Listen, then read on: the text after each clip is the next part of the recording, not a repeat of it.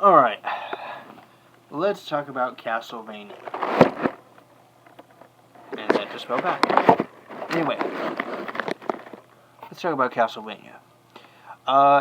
The television series. Castlevania is a really good Netflix series. It's only 4 episodes long for season 1, and we're getting to season 2 next year, so I'm really glad.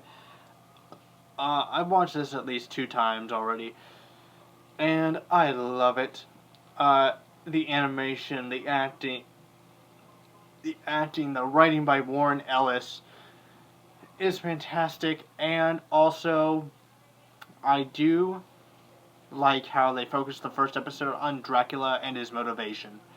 Although I do agree on the criticism that he and Lisa could have been developed a little bit more, but I do like that one little scene that they have together, how headstrong Lisa is, and how that's how Dracula falls in love with her. She wants to learn from him, and that's really good. And I also really like how also really like the introduction to Trevor Belmont and the personality given to him, because you don't really get a personality sense from Dracula's curse, because he's just an 8-bit sprite. You're just running around a castle, blah blah blah. You guys know that. And let's see. I really liked Sypha. Sypha is probably one of my favorite characters. And I also do like how basically Dracula bitch slaps Alucard, and has him go take a 1-year nap, and then he's woken up by Trevor and Sypha, and then Trevor and he have that big fight, and that's taken right out of the game too. He's testing him, and then he just basically goes and they basically ends on that cliffhanger that season 1 does. But let's talk about the villains. The church people. Oh my god, they deserve what they get.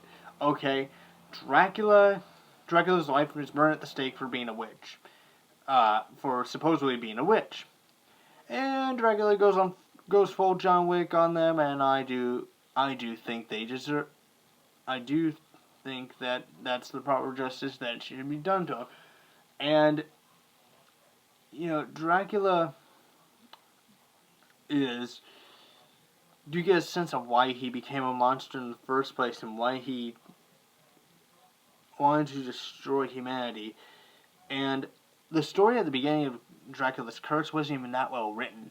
So I'm glad that Warren Ellis was able to take the elements of Symphony of the Night and all that and put it into a more rounded story.